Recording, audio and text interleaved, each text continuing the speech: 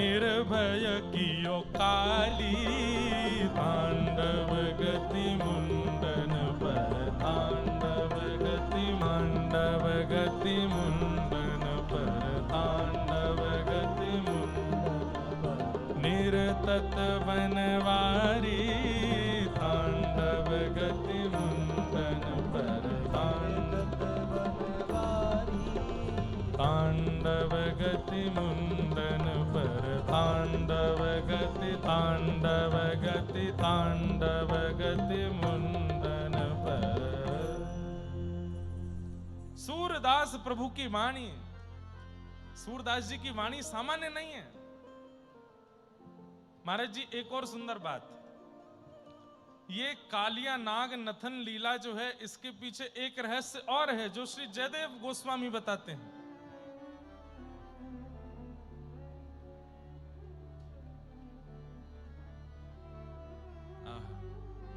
इतनी जल्दी स्वर मत बदल दिया करो, गाने में दिक्कत होगी, थोड़ी देर रहने दिया। अब ले आए हो तो वहीं रहो, अब ऊपर मत जाओ।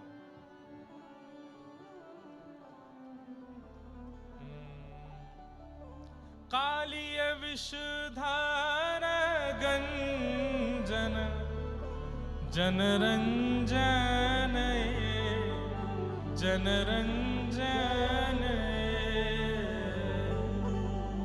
अब यहां जयदेव महाप्रभु कह रहे हैं कि कालिय विषधर गंजन जनरंजन है, कि कालिया नाग के फण के ऊपर ठाकुर जी जब नृत्य कर रहे हैं तो जनों का रंजन हो रहा है, सब खुश हो रहे हैं। लेकिन भागवत जी खोल के देखते हैं तो वहां पे सब रो रहे थे। यशोदा मैया तो मूर्छित होकर के गिर पड़ी है जैसे पता चली कि लाला कालिया नाग पे चढ़ गया है। तो फिर जनरंजन कैसे हुआ? एक और सखा आ गए हैं, तीन तो अब तो देखो वो भी दिगंबरा बोलते हुए आ रहे हैं। दिगंबरा आ जाओ भैया, आ गए हो तू, तेरी प्रतीक्षा कर रहे हम सब रे। अद्भुत है भैया।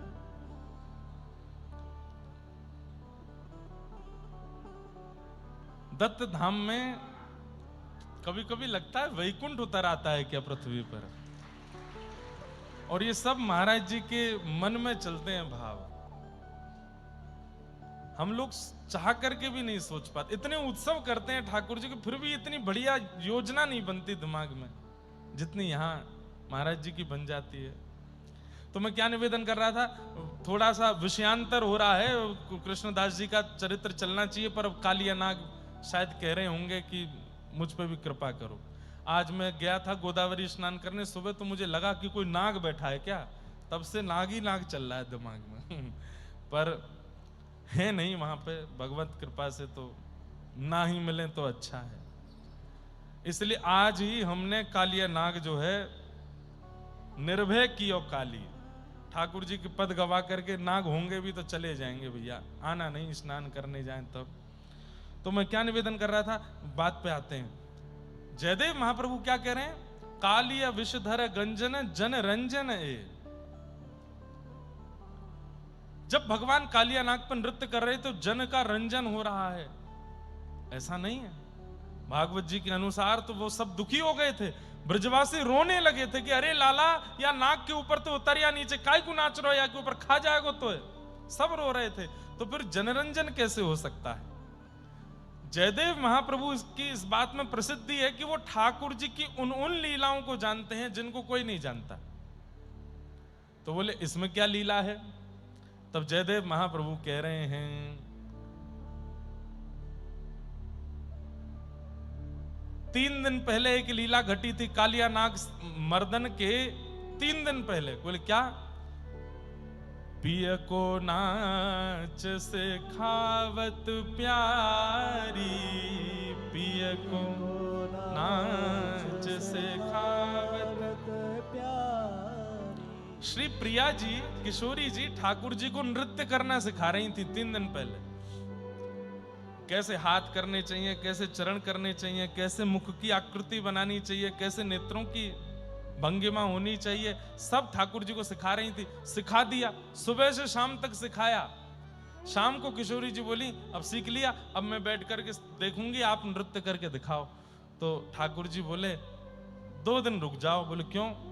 2 दिन बाद वृंदावन में बहुत सुंदर मखमली मंच आने वाला है, उस पर नृत्य करके दिखाऊंगा। तो आज जैसे ही कालिया नाग आयो तो ठाकुर जी बोले ये बढ़िया मंच मिलो है किशोरी जी। तो बाकी सब तो वहां दुखी हो रहे थे, पर दूर खड़ी हुई किशोरी जी जैसे गुरु अपने शिष्य को मंच पर चढ़ करके अपनी प्रतिभा का स्वरूप प्रकट करते हुए जब गुरु दूर से दिखता है ना, तो जैसे शिष्य है, अब गुरुजन यहां बैठे हैं, अब इनके शिष्यजन जब वेद मंत्र बोलते होंगे तो निश्चित है इनके भी होठ चलते होंगे इनके भी होठ चलते होंगे। आप यहाँ ऐसे बोलना है, इतना अनुस्वार लेना है, ऐसे स्वर उठाना है, यहाँ छोड़ना है, हाँ बहुत अच्छा बहुत अच्छा, हंसते हंसते सामने बैठ करके प्रतियोगिता में शिष्य को देख करके गुरु के मुख से भी वही निकलने लगता है कि कहीं भूल भी रहा होगा तो मुझे देख करके याद आ जाएगा। ऐसे ही आज जब ठाकुर जी कालिया नाग पर नृत्य कर रहे हैं तो दूर किशोरी जी खड़ी हैं और किशोरी जी खड़े होकर के ठाकुर जी को ताल दे रहे हैं। और जैसे ही ताल दे रहे हैं तो ठाकुर जी बार बार अपनी किशोरी जी के द्वारा सिखाए गए जो स्टेप्स हैं, ऐसे चरण धरना है, ऐसे हाथ करना है, ऐसे नेत्र घुमाने, वो सब का कर रहे हैं। और दूर खड़ी हुई किशोरी जी बड़ी आनंदित हो रही हैं। तो श्री जयदेव महाप्रभु कह रहे हैं मैं ब्रजवासियों की स्थिति नहीं बता रहा हूं। तो बोले किसकी स्थिति बता रहा हूं? बोले मैं किशोरी जी की स्थिति बता रहा हूं, उनका रंजन हो रहा है ठाकुर जी को देखते हुए। भैया इन आचार्यों के सन्निधि में जाकर के आपको ऐसे ऐसे रहस्य मिलेंगे जो कोई नहीं बता सकता है, इन आचार्यों को अनुभव हो जाते हैं। सूरदास, तो हमारे सूरदास जी, उन्होंने क्या कहा कृष्णदास जी से कि कुछ नया लिखो। क्यों? क्योंकि तुम्हारे पदों में मेरी छाप दिखाई देती है, मेरी नकल करते हो ऐसा लगता है। तो कृष्णदास जी बोले आपने 1.25 लाख पद लिखे हैं, कितना भी लिख लूं मैं, कितना भी कुछ गा लूं, कहीं ना कहीं से आपका कुछ ना कुछ मेल हो ही जाएगा। अब ऐसा क्या लिखूं कि जो आपसे ना मेल खावे? सूरदास जी बोले बुद्धि का प्रयास करो और ठाकुर जी के चरणों में प्रेम भक्ति प्रकट करो तो नकल नहीं लगेगी, कुछ नवीन लगेगा। कृष्णदास जी बोले 2 दिन का समय दीजिए, कुछ सोच के आता हूं। और वास्तव में ऐसा लिख के लाऊंगा ही वर्णन, अपनी ही रूप लावण्य का ऐसा वर्णन कर रहे हैं जो सूरदास ने भी नहीं किया है। आहा,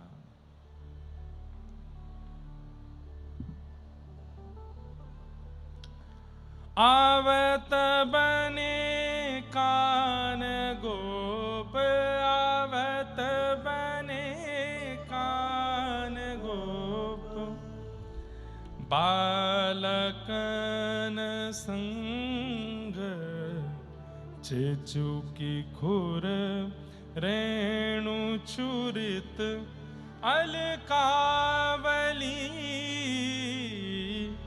आवत बने कान गोप। कृष्णदास जी के शब्द नहीं है, सूरदास जी के शब्द नहीं है, स्वयं जगत नियंता जगदाधार परमात्मा श्री कृष्ण अपने हाथों से लिख रहे हैं ये शब्द। क्या अर्थ है? आवत बने कान गोप। गोपाल जी गैया चरा करके लौट के आ रहे हैं नंद भवन, शाम की बेला, गौधूली बेला है, और कैसे लग रहे हैं? बालकन संग, साथ में ग्वाल बाल हैं, चेचुकी खुर रेणु छुरित। खुर की जो रेणु है, गैया जब चलती हैं तो उनके खुर से जो रेणु निकलती है, वो रेणु ठाकुर जी के अलकावली मतलब सुंदर घुंघराल हृदय को घायल कर देता है। किसी व्यक्ति का बोलना हृदय को घायल कर देता है, किसी व्यक्ति का स्पर्श अत्यंत सुख दे देता है। लेकिन ठाकुर जी जब चरण उठाते हैं और अगली तरफ चरण जब रखते हैं, उस गति को ही कोई देख लेता है तो उसका हृदय मानो जैसे पिघल जाता है। कैसी चाल है? बोले मोह मत मघ चाप, एक मतवाला हाथी जैसे मदमस्त होकर के चलता है, ऐसे श्याम सुंदर चल रहे हैं। बंक लोचन बाण, नेत्रों से क्या कर रहे हैं?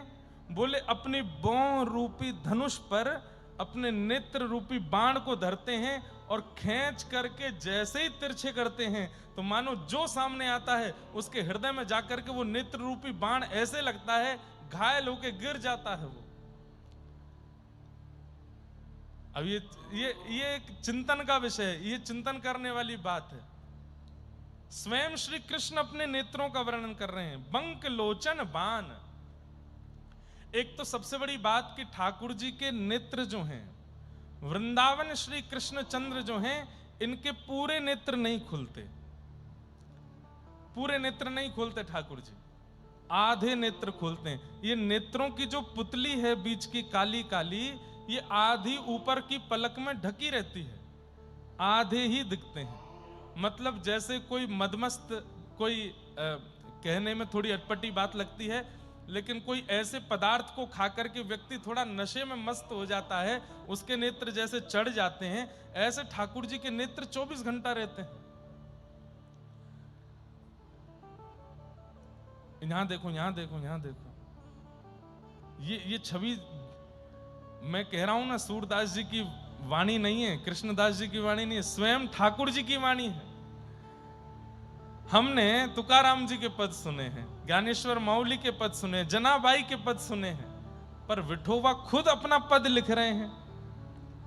ऐसा कृष्णदास के साथ हुआ है। कृष्णदास जी के लिए ठाकुर जी लिख के गए, बोले कैसे नेत्र हैं, बंक लोचन बाण, आधे नेत्र खुलते हैं ठाकुर जी के। मानो ऐसा लगता है ये ऊपर की बाह जो है ये धनुष है, और उस धनुष की जो पीछे की रस्सी है वो ठाकुर जी के ये ऊपर वाली पलकें हैं। कभी कभी जब सामने से कोई आ जाता है जिस पर ठाकुर जी को अपने नेत्र बाण मारने हो, उसकी ओर देख करके ठाकुर जी अपने नेत्रों को थोड़ा इधर घुमाते हैं, मानो जैसे खींच लिया, यहां देख करके, और फिर जैसे दोबारा उसकी ओर देखते हैं, मानो जैसे बाण चला दिया, अब खंजित होकर के वो गिर पड़ता है। ऐसे बाण जैसे नेत्र जिनके हैं। शीश शोभित मोर चंद्र। अच्छा, व्रज में ठाकुर जी मुकुट नहीं पहनते, व्रज में क्या पहनते हैं, हल्की सी पाग ठाकुर जी बांध लेते हैं कपड़े की, और सुंदर जो बड़े बड़े केश हैं। महाराज जी, ठाकुर जी का मुंडन संस्कार कब हुआ, 12 वर्ष बाद। 12 वर्ष में लाल जी के केश कितने बड़े हो गए होंगे, सोच लो।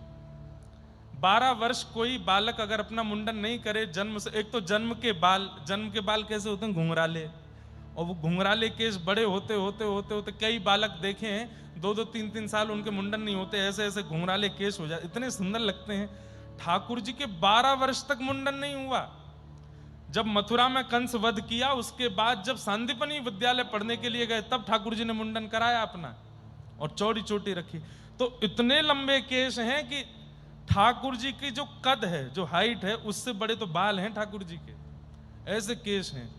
इसलिए नाथद द्वार में जो श्रीनाथ जी की श्रृंगार प्रणाली है, उसमें यहां बेणी आती है, ठाकुर जी के केश ऐसे गूंथ करके यहां आगे लाए जाते हैं। हमारे राधा वल्लभ जी में, बिहारी जी में, सब जगह बेणी जी आएंगी इधर, उसको वेणी बोलते हैं, चोटी को ठाकुर जी की इधर आती है। और एक और नई बात सुनाएं, श्राद्ध पक्ष में कभी आप दर्शन करने के लिए जाओगे श्रीनाथ जी में, तो ठाकुर जी की बेणी के दर्शन नहीं होते। क्यों? श्राद्ध पक्ष के समय पर ठाकुर जी की दान लीला चलती है। दान लीला मतलब द्वार पर मार्ग में खड़े होकर गोपियों से ठाकुर जी दान लेते हैं, दही का दान, मक्खन का दान, और फिर गोपियां जब नहीं देती तो ठाकुर जी छीन के भागते हैं। तो जब भागेंगे तो कहीं चोटी पकड़ में नहीं आ जाए, गोपियां पीछे से चोटी नहीं, क्योंकि ठाकुर जी कम से कम 2-4 बिलांत भग जाएंगे तब तो उनकी चोटी उठेगी, इतनी लंबी चोटी है। तो ठाकुर जी क्या करते हैं, चोटी गुथवा करके कमर पे उसको ऐसे लपेट लेते हैं चारों ओर, और उसके ऊपर क्षुद्र घंटिका की कोंदनी पहनते हैं चोटी के ऊपर। ऐसी अद्भुत झांकी है ठाकुर जी की, कितना वर्ण। कभी कभी ऐसा लगता है ठाकुर जी आ गए, सामने खड़े हो गए हैं। और ये सब कहां से अनुभव होता है, ये आचार्यों की वाणी से, इन वैष्णवों की वाणी से ये सब स्वरूप पता चलते हैं। आहा, शीश शोभित मोर चंद्र, सुंदर घुंघराले केशों को गूंथ करके ठाकुर जी एक यहां जूड़ा जैसा बना लेते हैं, उस पर एक पाग बांध देते हैं, उसमें एक मोर पिच्छ लगाते हैं। वैसे ठाकुर जी को प्रिय एक मोर पिच्छ नहीं, 5 मयूर पिच्छ का एक पेच बनता है, उसको ठाकुर जी पहनते हैं, जो ऐसे खुल जाए उसको ठाकुर जी धारण करके रखते हैं। आहा। उदित उडुराज सुंदर शिरोमणि भदन, निरक फूली नवल युवती कुमुदावली। आहा। सूरदास जी का दिमाग घूमना चाहिए, ऐसे शब्द लिखे हैं ठाकुर जी ने। क्या लिख रहे हैं? बोले जिस प्रकार सूर्य के प्रकट हो जाने पर, सूर्य के उदय होने पर बंद जितने भी पुष्प हैं वो अपनी अपनी कलियों को खोल करके खिल जाते हैं, ऐसे ही श्याम सुंदर जब गौचारण करके लौटते हैं, मुख पर रज लगी होती है, सिर में सुंदर मोर पिच्छ लगा है, और जैसे ही वृंदावन में प्रवेश करते हैं तो मुरझे हुए फूलों की तरह सब गोपियां रहती हैं। ठाकुर जी जब चले गए, जैसे ही लौट करके आते हैं, समस्त गोपियों के मुखमंडल प्रसन्नित हो जाते हैं, आनंदित हो जाते हैं, गोप ग्वाल सब खुश हो जाते हैं। जितने भी लोग ठाकुर जी की गौचारण लीला में नहीं जा पाए, वे सब आनंदित हो जाते हैं ठाकुर जी को वापस आता देख। आहा। अरुण सचुकत अधर, बिंब फल उपहसत, कछुक प्रगट होत कुंद, 10 नावली। अरुण सकुचत अधर, धीमे धीमे ठाकुर जी के अधर यानी कि होठ वो खुल रहे हैं। जब आकर के गोपियों को हंसता हुआ देखते हैं तो हल्की सी मुस्कान तो है, लेकिन जब और समीप आते हैं और गोपियों को, व्रजवासियों को प्रसन्न मुद्रा में देखते हैं तो ठाकुर जी के मुखमंडल पर और थोड़ी प्रसन्नता आने लगती है। और जैसे ही प्रसन्नता आते ही वो मुख खुलता है, थोड़े थोड़े ठाकुर जी की दंतावली का दर्शन होने लगता है। आहा।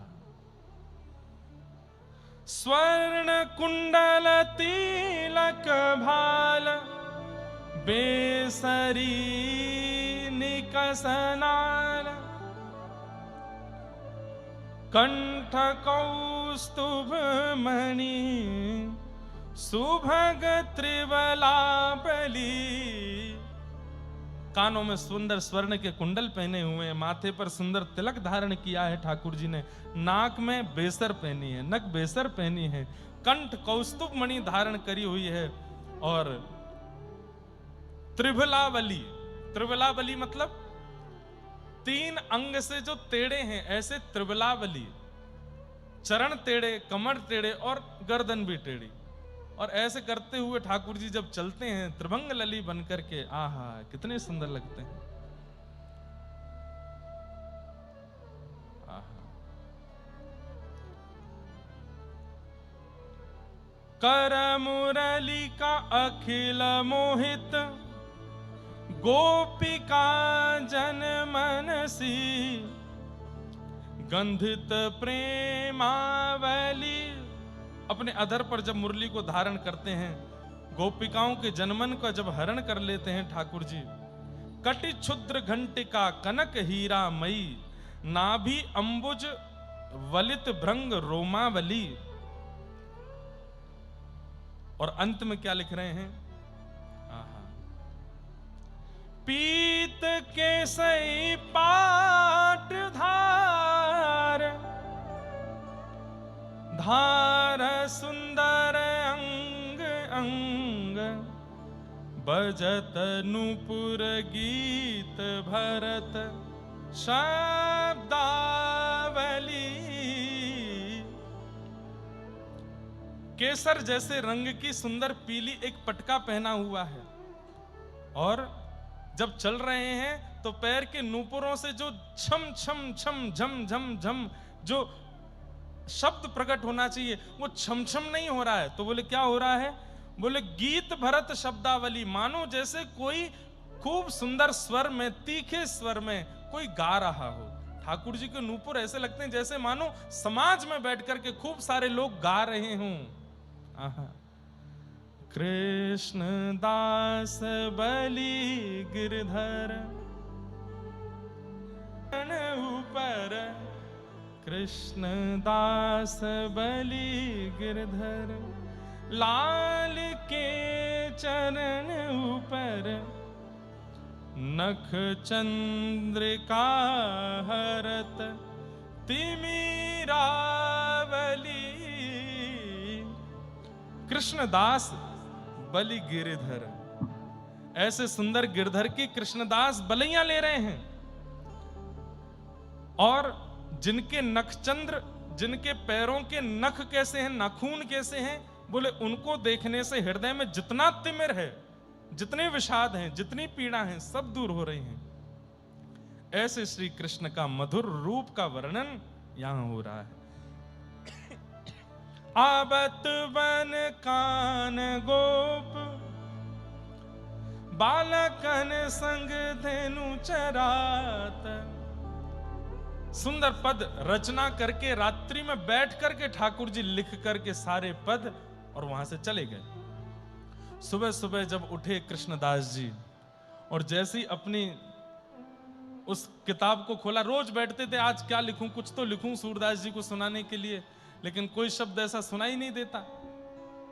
आज जैसे ही किताब खोली तो उसमें से चंदन की सुगंधी आ रही थी। आज किताब मानो ऐसी लग रही थी जैसे मानो कोई रुई का फोहा उठा लिया हो, इतनी अद्भुत उसके प्रति भावना प्रकट हो रही थी। और जैसे ही खोल करके देखा, इतनी सुंदर लेखनी, इतनी सुंदर लिखाई में एक सुंदर पद लिखा है। कृष्णदास जी ने पूरा पद पढ़ने के बाद नीचे जब छाप देखी, अपनी छाप का जब ये पद देखा, कृष्णदास जी बोले भैया ऐसा पद मैं तो कभी रच नहीं सकता। दौड़े दौड़े मंदिर गए, जाके जैसे ही श्रीनाथ जी के दर्शन किए, श्रीनाथ जी मंद मुस्कुरा रहे हैं, कृष्णदास जी की ओर तिरछी नजर से देख रहे हैं और अपनी भौं उठा के पूछ रहे हैं कैसा लगो भाव। कृष्णदास जी बड़े प्रसन्न, बोले आप लिख करके गए? बोले हाँ, जाओ सुना दो सूरदास जी को। कृष्णदास जी गए, सूरदास जी से जाकर के बोले, सब लोग यहां देखो, सूरदास जी से जाकर के बोले मैंने पद लिख लिया है आपको सुनाने के लिए। सूरदास जी बोले अच्छा सुनाओ। कृष्णदास जी सामने बैठे गाने लगे। आवत बन कान गोप बालकन संग चेचुकी खुर रेणु छुरत अलकावली, मोह मत माघ चाप बक लोचन बान, शीश शोभित मोर चंद्रावली। और सब बात कहते हुए अंत में बोले हृदय कृष्णदास बलि गिरधरन लाल की, चरण नख चंद्रिका हरत तिमिरावली। सूरदास जी कान देकर के सुन रहे थे, और जब मुखमंडल सन्मुख आया तो नेत्रों से झरझर आंसू गिर रहे हैं। और आंसू पहुंच करके सूरदास जी ने सबसे पहला बात क्या कही? कृष्णदास बोले जी तुम क्या, तुम्हारे पिताजी भी ऐसे पद नहीं लिख सकते? किसने लिखा है जल्दी बताओ। तुम क्या, तुम्हारे पिताजी क्या, तुम्हारे दादाजी क्या, तुम्हारे नाना जी क्या, तुम्हारा पूरा खानदान ऐसे पद नहीं लिख सकता? किससे लिखवा के लाए हो? सही सही बताओ। कृष्णदास बोले ये भी कोई बात है? अगर कोई पद लिख दो तो आप कहते तो मेरी नकल कर रहे हो, और आज जैसे तैसे मैं पद लिख करके लाया हो तो कह रहे हो मेरे पिताजी भी नहीं लिख सकते। बोले सूर नाम है मेरा, कविताओं में 24 घंटे रहता हूं, और ये पत्थर पर लिख करके दे सकता हूं कि कृष्णदास की हाथ की लिखाई नहीं है। किसने लिखा है मुझे बताओ, तुम्हें सौगंध है। कृष्णदास जी बोले आपको कैसे पता कि मैं नहीं लिख सकता? बोले ये शब्द आ ही नहीं सकते तुम्हारे चित्त में। किसने लिखे हैं बताओ? क्योंकि जो रचना है वो रचना देखने वाले की नहीं लग रही है। देखिए सूरदास जी की बुद्धि की स्थिति देखो। बोले देखने वाला देख करके लिखता है, अनुभव करके लिखता है, चिंतन करके लिखता है। ये रचना जो तुमने सुनाई है ये तुमने देखी नहीं, तुम्हारे अनुभव में आई नहीं, तुम्हारे चिंतन में ये हुआ नहीं, तो फिर तुमने लिखा कैसे? तो फिर दूसरी बात आती है कि ऐसी रचना फिर वही लिख सकता है जिसके साथ ये सारी समस्याएं या सारी स्थिति घट रही हो। किसने लिखा है सही से बताओ। नहीं बताओगे तो मैं खोज कर लूंगा। कृष्णदास जी बोले सूरदास जी मुझे क्षमा कर दो, आप तो मेरे बड़े गुरु भाई हो, अब मैं क्या बताऊं? बोले जल्दी बताओ। बोले मैं चिंता में बैठा था, रात्रि में मैं चिंतित होकर सो गया, सुबह उठ के देखा तो किताब में से सुंदर सुगंधी आ रही थी और वहां कुछ ऐसा लगा था मानो खूब इत्र फैला है कक्ष में, और ठाकुर जी लिख करके गए, श्रीनाथ जी ने लिखा। बोले हाँ, श्रीनाथ जी तुम्हारे कक्ष में आके पद लिख करके गए? हाँ। सूरदास जी ने तुरंत अपनी छड़ी उठाई और लेकर के सीधे श्रीनाथ जी के पास गए, और श्रीनाथ जी के पास जाकर के इतने रोए, इतने रोए, इतने रोए। बोले क्या हुआ? अरे क्यों रो रहे हो, क्या बात है? 1,00,000 पद 2 आंखों से अंधे सूरदास ने अपनी उंगली से लिखे, कभी लिखने नहीं आए आप। एक शब्द भी मुझे बताने नहीं आए कि सूरदास यहां ये लिख दो, यहां ऐसा कर दो, यहां ऐसा कर दो। वो कृष्णदास के यहां पद लिखने के लिए गए। मुझ पर तो ऐसे अनुग्रह नहीं किया। आज तक मुझे इसी बात का अहम रहता था कि आप मुझ पर बहुत कृपा करते हैं, पर कृष्णदास के यहां पद लिख करके आए आप, उसकी छाप से। तब ठाकुर जी ने कही, देखो तुम गुस्सा नहीं हो, मैं तो जा रहा हूं, आपकी शरण छोड़ रहा हूं, अब मैं बरसाने रहूंगा, श्री जी के पास रहूंगा, किशोरी जी की शरण में रहूंगा। बहुत गाली है, 1,00,000 पद बहुत हो गए आपके, अब आपको समर्पित, मैं तो जा रहा हूं। ठाकुर जी बोले, अरे नहीं नहीं नहीं, रुको ना, तुम्हारा संकल्प 1,25,00,000 पद का था। बोले हाँ, इतने लिख नहीं पाओगे, उससे पहले मैं तुमको ले जाऊंगा गोलोक धाम। सूरदास जी बोले, ये सुन के तो मुझे और कष्ट हो रहा है, मेरे संकल्प की भी पूर्ति नहीं होने दोगे आप? ठाकुर जी बोले, पूरी बात तो सुनो। बोले क्या? कृष्णदास के लिए 1 पद लिखा, 1,00,000 तुमने लिख दिए, जो बचे 25,000 हैं वो मैं ही लिखने आऊंगा। इसके लिए 1 पद लिखा है, तुम्हारे लिए 25,000 पद लिखूंगा, और सूर श्याम की छाप से जितने भी पद हैं सूरदास जी के, सब ठाकुर जी ने लिखे। मुझे ये बात बोलने में रोंगटे मेरे खड़े हो रहे हैं कि ठाकुर जी का यश मैं गाऊं। ठाकुर जी का यश तुकाराम जी गा रहे हैं, ठाकुर जी का यश जनाबाई गा रही है, ठाकुर जी का यश ज्ञानेश्वर माउली गा रहे हैं, ठाकुर जी का यश दत्तदास महाराज जी गा रहे हैं, ठाकुर जी का यश हमारे वैदिक गुरु जी गा रहे हैं, हमारे कृष्णा जी गा रहे हैं, मैं गा रहा हूं, आप सब गा रहे हो, समझ में आता है। पर ठाकुर जी का यश ठाकुर जी गा रहे हैं, मतलब आप सोचो, मैं गाता अच्छा लगूंगा ना, सुंदर अति ध्यान उभे विटेवर। अब स्वयं पंढरीनाथ गाने लगे, सुंदर अति ध्यान उभे विटेवर, कितना लगेगा ना, अपने यश खुद ही गा रहे हो। लेकिन कई बार ठाकुर जी के मन में भाव आता है, मेरे यश गान से, मेरे यश श्रवण से जीव का उद्धार होता है। और कई बार जीव की मन की, चित्त की स्थिति उतनी गहराई तक नहीं पहुंच पाती है, इसलिए ठाकुर जी कृपा करके हमारे लिए स्वयं उस यश का गान कर देते हैं, ताकि हम उस स्थिति में पहुंच सकें जहां हमारी स्थिति नहीं पहुंच सकती है। इसलिए ठाकुर जी अपने हाथ से रचना कर गए, और कृष्णदास के ऊपर ऐसी मधुर कृपा की श्री ठाकुर जी ने। बोलो गिरिराज धरण की, श्री गोवर्धन नाथ की।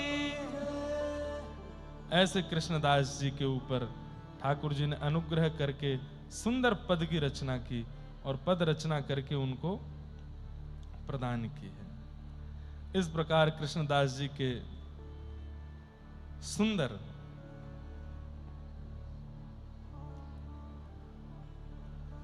भाव के प्रति स्वरूप, प्रतिफल में ठाकुर जी ने कृपा की। अब कृष्णदास जी के जीवन में एक मोड़ आया, जो संभवतः लगभग सब भक्तों के जीवन में आ ही जाता है। 95%, 5% नहीं कहूंगा, पर 95% तो भक्तों के जीवन में यह मोड़ आता है। और वो मोड़ कैसा था कि कृष्णदास जी अधिकारी हैं श्रीनाथ जी मंदिर के। तब आपका मन एक गंगाबाई नाम की एक दासी आती थी, और उसके प्रति, अब ये तो हम नहीं कहेंगे कि दोष बात है, इनका तो कोई गुणी भाव ही होगा उनके प्रति। वो आती थी, वहां सेवा करती थी, ये उनसे चर्चा करते थे और चर्चा करके इनके बारे में फिर अपयश जैसा पूरे गोवर्धन में होने लगा।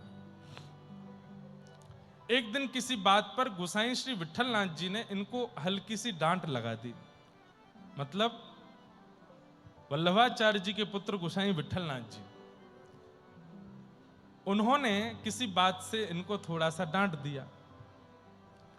अधिकारी होने के नाते थोड़े से ये क्रोध में आ गए और गोसाई विठलनाथ जी से ऐसी बात बोल दी जो नहीं बोलनी चाहिए थी। क्या कि वल्लभाचार्य के जो बड़े पुत्र हैं उनको अधिकार मिलना चाहिए श्रीनाथ जी की सेवा का, पर वे तो पधार गए और उनकी सेवा तो नहीं हो पाई, इसलिए आपको सेवा मिल गई है। मूलतः अब ये सेवा का अधिकार वल्लभाचार्य जी के बड़े पुत्र के पुत्र को प्राप्त होना चाहिए। और इस षड्यंत्र को रचा करके गोसाई श्री विठलनाथ जी को सेवा से दूर कर दिया कृष्णदास अधिकारी जी ने।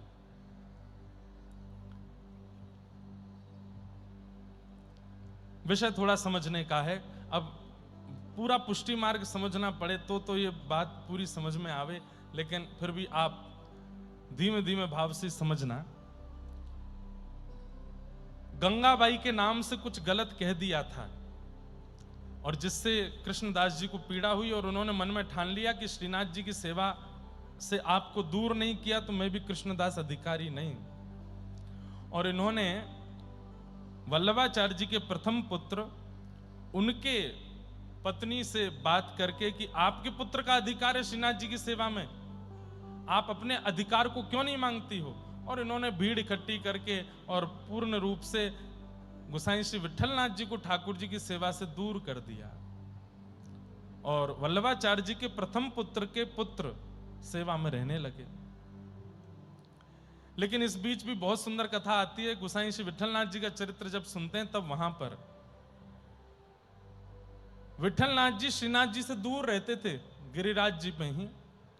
दर्शन करने की अनुमति नहीं थी, मंदिर जाने की अनुमति नहीं थी, तो वहीं बैठे बैठे बस रोते रहते थे, विरह में रहते थे। ठाकुर जी मुझ पर कृपा करो, मैं आपकी सेवा से दूर हो गया। ठाकुर जी को भी इनकी याद आती थी, क्या करें कैसे पुनः मिलें गोसाई जी से। तो क्या करते थे, आज पान मनोरथ भी हुआ है, व्यास मंच पर खूब सारे पान लगे हैं। श्रीनाथ जी को नित्य 100 पान का भोग लगता है, 100 पान पाते हैं, ज्यादा भी हो सकते हैं, मैं कम बता रहा हूं। तो नित्य 100 पान तो ठाकुर जी की सेवा में जाते ही जाते हैं। तो जो पान की सेवा ठाकुर जी के पास जाती थी, गोसाई श्री विठलनाथ जी की बड़ी याद आती थी ठाकुर जी को। तो क्या करें कैसे करें, तो जो पान बीड़ा आता था उसको पाने के बाद ठाकुर जी की जो यहां से थोड़ी सी लालिमा पीक जैसी आती थी, उससे ठाकुर जी पत्र लिखते थे, श्रीनाथ जी पत्र लिखते थे गोसाई श्री विठलनाथ जी को। और वो पत्र जैसे तैसे करके गोसाई जी तक पहुंच जाता था। गोसाई जी के सामने जब पत्र आते, पत्तल आती, खोल करके देखते तो उसमें जैसे मानो पान की जो लालिमा है उससे लिखा हुआ पत्र होता था। और ठाकुर जी उसमें लिखते थे, गोसाई जी मोए आपकी बड़ी याद आवे, आप मुकू ऐसे नहलायो करते, आप मुकू ऐसे पवायो करते, आप मुकू ऐसे पोशाक पहनाते, मुकू बड़ी याद आ रही है, आप मेरी सेवा में दोबारा कब आओगे। ऐसे करके ठाकुर जी पत्र लिख करके भेजते गोसाई जी को। और गोसाई जी पत्र पढ़ के इतना रोते, इतना, उसके ऊपर पूरा एक ग्रंथ है ठाकुर जी और गोसाई श्री विठलनाथ जी की आपसी वार्ता के ऊपर। एक दिन मैं जरूर सुनाऊंगा, वो भी पूरा विषय सुनाऊंगा, ठाकुर जी कैसे पत्र लिखते थे। अपराध हुआ, वैष्णव अपराध हुआ कृष्णदास जी के द्वारा। और इस अपराध की स्थिति ऐसी बन गई कि एक बार कृष्णदास जी को एक बहुत बड़े सेठ ने कहा कि हम श्रीनाथ जी के लिए कुआं खुलवाना चाहते हैं यहां पर गोवर्धन में। कितने रुपए में हो जाएगा? तो बोले कि 300 रुपया लगेंगे, जबकि उस समय में 200 रुपए में ही कुआं खुद जाते थे। आपने 100 अधिक बता करके 300 रुपए में करवाया। और जब कुआं खुद गया तो देखने के लिए आप गए थे कि कैसा बना है, देख ही रहे थे, तभी पैर फिसला और श्री कृष्णदास जी उसमें गिर गए और वहीं मृत्यु हो गई। अब सोचिए कितना सुंदर चरित्र चलता आ रहा था अभी तक कृष्णदास जी का, कितनी सुंदर उन पर कृपा और सुंदर भाव बने आ रहे थे, लेकिन अचानक से अंत कैसा हुआ? क्यों? दुर्जन संग न दे विधाता, ताते भलो नरक को बासा। एक दुर्जन व्यक्ति का संग जब जीवन में आता है तो हमारे जीवन की सारी स्थितियां बिगड़ने लग जाती हैं। बंधुओं, जिस व्यक्ति के संग आने से, जिस व्यक्ति के समीप आने से, जिस व्यक्ति के जीवन में आने से ठाकुर जी के प्रति समीपता बढ़ रही हो, उस व्यक्ति को ही सन्निकट रखिए। लेकिन जिस व्यक्ति के जीवन में आते ही पहले जैसी भक्ति नहीं बनी, पहले जैसे भाव नहीं बने, पहले जैसा प्रेम नहीं ठाकुर जी से, तो निश्चित है कहीं दुर्जन का संग तो नहीं हो गया आपसे। गंगाबाई जिनसे कृष्णदास जी की मित्रता हो गई थी, वो कोई दुर्जन थी ऐसा नहीं कहेंगे, लेकिन हां कृष्णदास जी की भक्ति में विक्षेप आ गया था। इसीलिए उन्होंने गुसाई श्री विठलनाथ जी जो कि गुरु पुत्र हैं, उनके प्रति दोष भाव रखा और उनको ठाकुर जी की सेवा से दूर कर दिया। ऐसी लीला हुई और आप कुएं में रिपट के गिर गए और प्राणांत हो गया।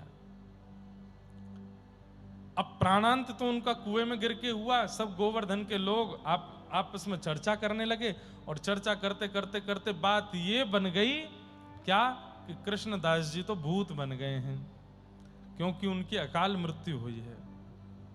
और ऐसी भ्रांति आज भी है हम लोगों में कि अकाल मृत्यु जिनकी होती है वो प्रेत बन जाते हैं या भूत बन जाते हैं।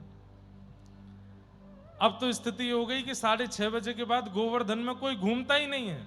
उस समय की बात है, 500 वर्ष पुरानी। सब लोग अपने घरों में बैठ जाते हैं। बोले क्यों? कृष्णदास भूत बन के घूमते हैं पूरे गिरिराज जी में। मतलब जीते जी भी अंतिम समय में अपयश जैसा हुआ और मृत्यु के बाद भी अपयश जैसा ही रहा। लेकिन गोसाई श्री विठलनाथ जी के मन में जब उनको ये बात पता चली तो उन्होंने कहा कृष्णदास को मैं बहुत समीप से जानता हूं, हमारे पिताजी के शिष्य हैं वो। श्रीनाथ जी की बड़ी सेवा करी तभी उनको अधिकारी पद मिला था। कृष्णदास अधिकारी कहा जाता था। निश्चित ही ऐसी बात तो नहीं हो सकती कि वो प्रेत बने हो। मैंने देखा है कृष्णदास गाते थे और सामने श्यामा श्याम नृत्य करते थे। ठाकुर जी अपनी कलम से उनके यहां पद लिखने गए थे। ऐसा उनके साथ नहीं हो सकता। तब वृंदावन में यह बात पहुंची और उस समय वृंदावन में स्वामी श्री हरिदास जी महाराज, हितहरिवंश महाप्रभु, श्री हरिराम व्यास जी, रूप सनातन गोस्वामी, ये सब वृंदावन में निवास करते थे। और तब बिहारी जी, राधा वल्लभ जी आदि आदि, राधारमण आदि सब प्रकट हो चुके थे। वैसे देखा जाए तो 84 कोस में सबसे पहले प्रकट होने वाले ठाकुर यदि कोई हैं तो वो श्रीनाथ जी हैं। श्रीनाथ जी के बाद सब प्रकट हुए। अब तो श्रीनाथ जी उदयपुर में विराजते हैं। तो जब ये बात स्वामी श्री हरिदास जी, हितहरिवंश महाप्रभु, हरिराम व्यास जी को पता चली तो उन्होंने कहा कृष्ण भजन करने वाला प्रेत बन गया, ये अपयश कैसे हो सकता है? अरे एक बार भी अपने मुख से कृष्ण नाम गाया हो, वह भी प्रेत योनि में तो नहीं जा सकता। भगवान का इतना पद गाने वाले कृष्णदास प्रेत बन गए? ऐसा नहीं हो सकता। और वृंदावन से स्वामी श्री हरिदास जी, हितहरिवंश महाप्रभु आदि आदि सब आचार्य जन खूब सारी भक्तों की जमात लेकर निकल पड़े गोवर्धन के लिए। गोवर्धन जैसे ही आप पहुंचे तो राधा कुंड में आपकी जमात जब पहुंची, कितना सुंदर चरित्र, ध्यान से सुनना। स्वामी श्री हरिदास जी कौन है? ललिता सखी के अवतार। हितहरिवंश महाप्रभु कौन है? भगवान की वंशी के अवतार। हरिराम व्यास जी कौन है? विशाखा सखी के अवतार। तो ये दोनों किशोरी जी की मुख्य सखी हैं, ललिता और विशाखा। और वंशी भी रहती ठाकुर जी के पास है, पर है तो सखी दासी वो किशोरी जी की। तीनों किशोरी जी की सखियों को गोवर्धन आते देख ठाकुर जी डर गए। बोले अब मुंह पे और कोई को बस ना चले, मुंह कोई और डरा धमका ना सके, लेकिन ये किशोरी जी की सखीन के बड़े बस चले मुंह पे। अब क्या करूं मैं? ठाकुर जी इतना डरते हैं ललिता विशाखा आदि सखियों से। क्यों? किशोरी जी तो हमारी बड़ी भोली हैं, कछु कहमे ना है, पर ललिता विशाखा ये ठाकुर जी को कभी कभी खूब अच्छे से आनंद कराती रहे। मैं खूब डांटे, खूब फटकारे, ऐसे मत करो, हमारी प्रिया जी हैं, हमारी श्री जी हैं, उनको यहाँ कष्ट है जाएगा, यूं है जाएगा। एक बार दुबका धाई खेल रहे थे, दुबका धाई। एक बार दत्त धाम में भी खेलेंगे, खेलते हैं महाराज जी यहाँ दुबका धाई। अच्छा, पता ही नहीं दुबका धाई क्या होती है। महाराज जी एक व्यक्ति गिनती करेगा 10 तक, बाकी के सब छुप जाओ, और फिर वो उनको ढूंढेगा। करेंगे जब सब सो जाएंगे ना, तब अपने 10-15 लोग रात में उठ के लाइट वाइट सब बंद करके सबरे आनंद कर जाएंगे हम दत्त धाम में, आपको पता भी नहीं चलेगा। और ये भी करेंगे। बस एक ही है बात, क्या? जैसे वहां किसी को छू करके बोलना पड़ता है, यहाँ स्पर्श के नियम है, तो बस दिगंबरा इतना ही बोल देना देख करके, हाँ भाई तू देख लिया। अब जिसको पहले देखेंगे वो जाएगा, 10 तक गिनती गिने फिर आवे। लेकिन हम वृंदावन वालों के संग नहीं खेलेंगे हैं, तो वृंदावन वाले ने पता ही ना यहाँ कितने जो है सुरंग बननी होंगी दत्त धाम में। अब ये तो कहीं भी छुप जाएंगे सबरे जा करके, हम कहाँ छुपेंगे? लेकिन कुछ ना कुछ खेल तो खेलेंगे। खूब सारे खेल ऐसे हैं जो ठाकुर जी खेलते हैं, उन खेलों को खेलना चाहिए। और कैसे खेलना चाहिए? ठाकुर जी की बढ़िया सेज सजा करके, ठाकुर जी को सन्मुख बैठा करके, भोग नैवेद्य धर के उनके सामने खेल खेलो, तो ठाकुर जी भी किसी ना किसी रूप में वहां आकर के उस खेल में सम्मिलित होते हैं, खेलते हैं, आनंदित होते हैं। तो एक बार किशोरी जी, सब सखियां और ठाकुर जी यही दुबका धाई खेल रहे थे। सब छुप जाओ और एक कोई 10 तक गिनती गिन के ढूंढेगा। तो जैसे ही ठाकुर जी का, किशोरी जी का नंबर आया पहले, तो किशोरी जी जैसे ही गिनती करने लगी, ललिता विशाखा गई और ठाकुर जी की तुरंत वंशी निकाल ली। बोले सुनो, बोले क्या? किशोरी जी ढूंढने आएंगी। अच्छा, ज्यादा गहरे में जाके मत छुपना, ऐसी जगह छुपना कि किशोरी जी को ज्यादा श्रम नहीं करना पड़े, थोड़ी देर में ही आप मिल जाओ। ठाकुर जी बोले ये भी कोई बात है, मैं तो छुपूंगा किसी पेड़ पे ऊपर जाके। ललिता विशाखा बोली तो फिर या तुम्हारी बंसी तोड़ देंगी हम, ऐसे करके खड़ी हो गई। अभी तोड़ते हैं। ठाकुर जी बोले आए मत तोड़ो। बोले तो फिर वचन दो, हमारी किशोरी जी जब आएंगी तो आप ज्यादा गहरे में नहीं छुपोगे। ठाकुर जी बोले नहीं छुपूंगा मैं। हाँ तो जाओ, खड़े हो जाओ। सो ठाकुर जी एक पेड़ के पीछे ऐसे खड़े भये हैं कि किशोरी जी जैसे ही 10 तक गिनती करके मुड़ी तो तुरंत दिव्या पीतांबरी लहरा रही है। किशोरी जी धीमे धीमे गई और पीछे से जाकर के तुरंत ठाकुर जी को पकड़ लिए। सब सखियां प्रकट हो गई। अरे बाबा, अरे किशोरी जी आप तो बड़ी हमारी माननी हो, आप तो बड़ी हमारी श्रेष्ठा हो, आपको तो ढूंढना ही नहीं पड़ा, नेक में पता चल जाए। ठाकुर जी मंद मंद मुस्कारे, हम बे आपको परिश्रम नहीं करना पड़ता, नेक में मिल जाता हूं ना मैं। किशोरी जी बोले अच्छा चलो अब आपकी बारी, आप जाओ। ठाकुर जी बोले अब मैं ऐसे सबसे पहले तुमको ही ढूंढ के दिखाऊंगा। जैसे ठाकुर जी 10 तक गिनती गिनने गए तो वहां ललिता विशाखा वहां पहुंच गई। बोले सुनो, क्या? किशोरी जी दिख भी जाए तो आंख मूंद लेना, उनको नहीं पकड़ना। बोले तो एक बार तुम्हारी बात मान ले। विशाखा बोली तोड़ू बंसी अभी? नहीं आए मत तोड़ो। बोले किशोरी जी सामने भी आ जाए तो पीछे मुड़ जाना। ठीक है। अब सीधी सादी सी है हमारी किशोरी जी, एक पेड़ पे नेक 100 से ऊपर चढ़ गई और ऊपर दोनों चरण करके बैठी हैं, लेकिन किशोरी जी की चुनरी जो है वो नीचे लटक रही है। ठाकुर जी 10 तक गिनती करके जैसे ही चले, मतलब इतनी सहज है कि दृष्टि पड़ ही जाएगी। एक बार देख भी लिया और किशोरी जी को पता भी चल गया कि इन्होंने मुझे देख लिया है। जैसे ही ठाकुर जी की दृष्टि पड़ी, देखी किशोरी जी, अरे किशोरी जी आप कहां हो? अरे श्यामा, अरे मेरी राधा रानी तुम कहां को चली गई? बदल दिया रास्ता, कहीं और चले गए। थोड़ी देर बाद किशोरी जी को लगन लगी, बेचारे श्याम सुंदर इतना परिश्रम कर रहे हैं, मैंने एक नीचे उतर के आ जाऊं, थोड़ा सा इनके आमने सामने आ जाऊं ताकि ये जल्दी से मुंह को पकड़ लें। तो जिस रास्ते से ठाकुर जी जा रहे हैं, किशोरी जी वहीं सामने आकर के खड़ी हो गई, और जैसे ही किशोरी जी दिखी सोई ठाकुर जी पीछे मुड़ गए। अरे श्यामाजू, आप तो इतना बढ़िया खेल रही हैं, मिल ही नहीं रही, मैं तो कब से ढूंढ रहा हूं, कहां चली गई हो आप? किशोरी जी बोली, मैं दिख तो गई हूं, इनको ये क्यों नहीं पकड़ रहे?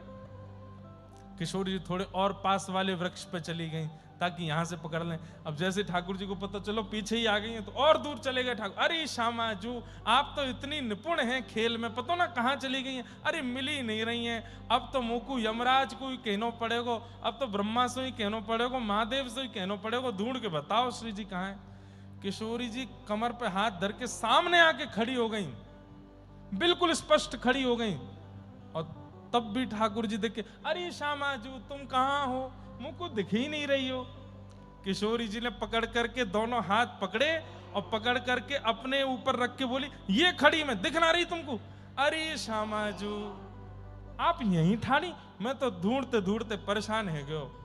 इतने में सब सखियां आई, हमारी श्यामाजू जीत गई, श्यामाजू जीत गई। ठाकुर जी पकड़ नहीं पाए। ठाकुर जी कहें, बिगाड़ लियो इन्हें, ने को परिश्रम नहीं करन देंगे, ने को कहीं छुपन नहीं देंगे, हमारी किशोरी जी को नहीं पकड़ना, हमारी किशोरी जी को, सब जगह इनको जिताते हो। ललिता विशाखा बोली, आपकी भलाई यही में कि आप हारो और ये जीतें। और ये बात सुनो। बोले क्या? सौगंध खा करके कहो नंद बाबा की। बोले क्या? जब तक निकुंज में लीला चल रही है तब तक आप हारते ही रहोगे, श्री जी ही जीतेंगी हमारी, जो आज्ञा। बोले नहीं मानी आज्ञा तो आपके मोर पिच वंशी सब हरण कर ली जाएंगी, तोड़ फोड़ के फेंक दी जाएंगी यमुना जी में। महाराज बड़ा जो है डरा धमका के रखा गया है ठाकुर जी को, इसलिए बेचारे बड़े सहमे सहमे से रहते हैं ब्रजलीला में। क्यों? श्री जी को मान बढ़ाना। तो जैसे ही खबर पहुंची वृंदावन कि कृष्णदास प्रेत बन गए, स्वामी श्री हरिदास जी, हितरवंश महाप्रभु और श्री हरिराम व्यास जी तीनों वृंदावन से आए, और तीनों ने मन में विचार किया, अपने नाम को गाने वाले, इनका इतना यश गाने वाले उस कृष्णदास को इन्होंने अधोगति कर दी, इन्होंने प्रेत बना दिया। अभी जाके बताती हूं। जैसे ही तीनों पहुंचे हैं राधा कुंड, यहां गुसाई श्री विठलनाथ जी श्रीनाथ जी की सेवा कर रहे थे, और सेवा करते करते श्रीनाथ जी का स्वरूप जो ऐसे विराजमान था, थोड़ी देर में ठाकुर जी के हाथ कांपने लगे, दांत कटकटाने लगे और ऐसे मुख कांपने लगा। तो गुसाई जी बोले, जय जय जय जय, कहाँ भयो, कहाँ भयो, आप इतना घबरा काहे को रहे हो, इतने इतने विचलित काहे को रहे हो, कांप काहे को रहे हो, जाड़ो लग रहा हो, जाड़ो नहीं नहीं जाड़ो ना लग रहा हो। तो अरे ललिता विशाखा सबरी अपनी दलबल लेकर के आई हैं गोवर्धन, और या वक्त राधा कुंड पे ठाड़ी हैं, और ये सबरी आमेंगी यहाँ मेरी छाती पे चढ़ के गारी देंगी मुंह को तो बहुत डर लग रहा है। गुसाई जी आप दौड़ के जाओ, इनको वहीं रोको। ललिता विशाखा समझ गए ना, स्वामी श्री हरिदास जी, हितरवंश महाप्रभु, ये सब ललिता विशाखा आदि सखियां ही हैं, इनको रोको। जय जय श्रृंगार तो पूरा कर दूं। बोले नहीं नहीं, जितनो इतने में ही आज दर्शन दे दूंगा, आप तो जाके उनको रोको, मुझको डर लग रहा है। राधा कुंड पर सब बैठे थे, और बस थोड़ी देर में ही गिरिराज जतिपुरा की ओर निकलना था, तभी गुसाई श्री विठलनाथ जी आ गए, और आकर के सबको वहीं माला पहनाने लगे, वहीं प्रसाद देने लगे। जय हो स्वामी श्री हरिदास जी महाराज, आप पधारे, गोवर्धन, हितरवंश महाप्रभु, हरिराम व्यास, सब लोग आए हैं, बड़ी कृपा। स्वामी श्री हरिदास जी महाराज बोले, कैसे, हम तो वहीं आ रहे थे, आप यहां दौड़ के क्यों आ गए? नहीं नहीं, आप लोग गोवर्धन आए हैं तो सीमा पर स्वागत होना चाहिए। बोले सीमा पर स्वागत तो होना चाहिए, पर कम से कम ठाकुर जी को पोशाक तो पूरी पहनाए आते, आधी अधूरी पोशाक में दौड़े आए। तो गुसाई विठलनाथ जी बोले, आपको कैसे पता आधी अधूरी पोशाक है? तब स्वामी श्री हरिदास जी बोले, ठाकुर जी ने नहीं बताया कि कौन आए हैं गोवर्धन, उन्होंने ये नहीं कहा होगा कि हरिदास जी आए, ये कहा होगा ललिता आई है, ये नहीं कहा होगा कि हरिराम व्यास आए, ये कहा होगा विशाखा आई है। ये तो हमारा कलयुग का स्वरूप है, पर मूल रूप से तो ललिता विशाखा है, हम सब जाने। और या लाला की तो अंदर की सबरी चाल पता है हमें। और गए गिरिराज पर्वत पर जाकर के श्रीनाथ जी के सामने स्वामी श्री हरिदास जी, हितरवंश महाप्रभु, हरिराम व्यास जी सब बैठ गए और ठाकुर जी को ऐसे क्रोध में भर के देखने लगे। आप कहते हैं नमे भक्त्या प्रणश्यति, मैं अपने भक्त का कभी पतन नहीं होने देता, और ये कृष्णदास प्रेत बन गया, ये खबर क्यों फैल रही है ब्रजमंडल में? श्रीनाथ जी चुपचाप ठाड़े हैं। इतने में ही ललिता जी की अंतरंग बात होने लगी और तब ठाकुर जी ने सांकेतिक रूप से बताया, अरे भैया, मेरे नाम गाने वाला, मेरे गुण गाने वाला यदि अकाल मृत्यु में भी मरेगा, यदि दुर्घटनाग्रस्त होकर के भी मरेगा, तो भी उसकी अधोगति नहीं होगी, तो भी उसकी प्रेत गति नहीं होती, वो मेरा ही हो जाता है। मृत्यु का कारण ये निश्चित नहीं करता कि गति कैसी हुई होगी, और विशेष रूप से मेरे नाम गाने वाले की तो कभी भी गति निश्चित उसकी मृत्यु से नहीं होती। इसलिए जो कृष्णदास जी के प्रति ये भ्रांति फैली कि वो प्रेत बन गए हैं, ये सरासर मिथ्या है। आप पूरे जगत को बताइए। स्वामी श्री हरिदास जी ने सबको बताया, बोले भैया मेरी ठाकुर जी से बात हो गई है, कृष्णदास जी प्रेत नहीं बने हैं। लेकिन सब आचार्यों ने कहा बिना प्रमाण के संसार थोड़ी मानेगा, ये लोग तो यही बात कहते रहेंगे कुआं में गिर के मरे हैं, प्रेत ही बने हैं। तब एक दिन वृंदावन और व्रजमंडल के सब वैष्णवों को इकट्ठा करके स्वामी श्री हरिदास जी ये बात सबको बता रहे थे। सबने यही कहा, प्रमाण क्या है कि कृष्णदास प्रेत नहीं है? तो स्वामी श्री हरिदास जी ने कहा, तुम पर क्या प्रमाण है कि वो प्रेत हैं? बोले हम पर प्रमाण केवल उनकी मृत्यु का कारण है, वो कुएं में गिर के मरे हैं, इससे ये बात सिद्ध होती है कि वो प्रेत ही बने होंगे, दुर्घटना में मरे हैं, अकाल मृत्यु हुई है। उसी समय एक ग्वारिया दौड़ा दौड़ा आया उस सभा में, और सभा में आकर के पसीना पसीना हो गया था। गुसाई श्री विठलनाथ जी से कहने लगा, गुसाई जी, गुसाई जी, गुसाई जी, मैंने अभी अभी कृष्णदास जी को देखा। अब ये बात सुनकर के तो सब लोग खड़े हो गए। हम तो कह ही रहे थे कि वो प्रेत बन गए, उनको मरे हुए इतने महीने हो गए, इसको कहां से दिख गए? स्वामी श्री हरिदास जी ने पूछा, कैसे मृत्यु हुई, कैसे दिख रहे थे, क्या कह रहे थे वो बताओ। बोले वो कह रहे थे कि सबते जाए के कह दो मैं कहीं गयो ना हूं, मैं तो लाला के संग ही हूं। श्री ठाकुर जी और बलराम जी ने अपनी सखा मंडली में, नित्य सखा मंडली में, मधुमंगल श्रीदामा तनसुका मनसुका की सखा मंडली में मुकु ले लियो है, और मैं अब निकुंज में उनके नित्य सखा बन गयो हूं, उनकी गैया चराऊं। और देखो बलराम जी आगे आगे निकल गए गैया लेकर के, और मैं दौड़ के जाऊं, नहीं तो हल मूसल दिखा रहे हैं, मुझको मारेंगे। स्वामी श्री हरिदास जी बोले, सिद्ध तो हो गया कि कृष्णदास प्रेत नहीं बना है, लेकिन भैया ये संसार के लोग हैं, ये इसमें भी ये कह देंगे कि इन्होंने अपना ही आदमी होगा जिससे बुलवा दिया है कि वो भगवान की सखाओं में मिल गए। कोई प्रमाण के लिए कोई वस्तु चाहिए जो कृष्णदास बताते हैं। तब पुनः कृष्णदास जी ने प्रकट होकर उसी ग्वारिया को बताया, बोले कि मैंने एक सेठ जी से 300 रुपए मांग लिए थे कुआं बनवाने के, 200 में कुआं बन गया था, 100 रुपए मैंने फलाने वृक्ष के नीचे गाड़ दिए हैं, वहां से जाके निकाल दो और सबको प्रमाण रूप में कह दो मैं प्रेत नहीं हूं, मैं ठाकुर जी के नित्य सखा बन गया हूं। जैसे ही जाकर के खोद करके पेड़ के नीचे देखा, 100 रुपया मिल गया, और तब पूरे वृंदावन व्रजमंडल में सब लोगों के चित्त को शांति हुई और सब लोग आनंदित हुए कि भैया कृष्णदास प्रेत नहीं बने हैं, कृष्णदास तो भगवान के नित्य सखा बन गए। बंधुओं, ये बात बहुत ध्यान से सुनिएगा।